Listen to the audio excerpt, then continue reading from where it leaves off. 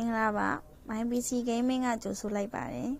Magic Set 9ကိုစီစဉ်ဖိုင်မှာ Red ဆော့ရတာခက်ခဲနေပြီလား Low Rank နေမှာဆော့တက်တဲ့သူတွေနဲ့ပဲတွေ့ပြီး Red မတက်ပဲ1 to 4မဝင်ပဲဖြစ်နေပြီလားဒါဆိုရင်တော့ဒီတိုင်းသာဆော့လိုက်ပါဆော့ရမယ့် commander ကတော့လေးလာပဲဖြစ်ပါတယ်စနက်ကြီးကတော့ CFP နဲ့ defense တွေပဲပေါ့ပါဆော့ရမှာဖြစ်ပါတယ်ဒါဆိုရင် commander လေးလာအကြောင်းလေးကိုပြောလိုက်ကြရအောင်ဗီဒီယိုမစခင်မှာ channel လေးကို like and follow လုပ်ခဲ့ဖို့မှာချင်ပါတယ်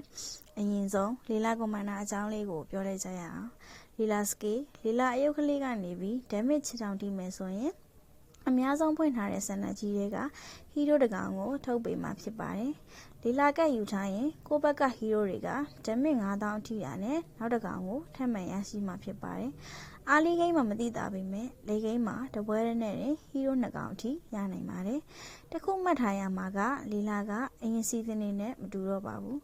အရင်လေးလာကို revamp လုပ်တုန်းက3 star ဖြစ်သွားရင်ဒါမှမဟုတ် hero ဘူးမှာမရှိတော့ရင်စင်နာကြီးအများဆုံးဖွင့်ထားတဲ့ hero တွေတဲက hero ကိုရနိုင်မှာမဟုတ်ပေမဲ့ခုစီဇန်မှာတော့3 star ဖြစ်သွားရင်လည်းလေးလာကက်နဲ့လေးလာ scale ကရမယ် hero တွေက3 star ရပြီးသားဖြစ်ဖြစ်ဒါမှမဟုတ် hero shot တွေမှာမရှိတော့ရင်လည်းရနေအောင်ပါအဲ့တော့ hero တွေလူနေရင်တော့ late game မှာကိုအများဆုံးဖွင့်ထားတဲ့စနက်ကြီးတွေက hero တွေက3 star ရကိုရမှာပါ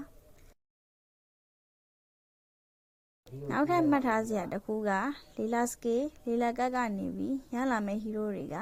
level ပေါ်မူတည်ပြီး1ချက်တန်2ချက်တန်3ချက်တန်4ချက်တန်နဲ့5ချက်တန်နေကြမှာမလို့အနည်းဆုံး level 9အထိတင်ဖို့လိုပါတယ်ဒါမှသာ4ချက်တန်နဲ့5ချက်တန် hero တွေရဖို့ရခိုင်နှုန်းများမှာပါ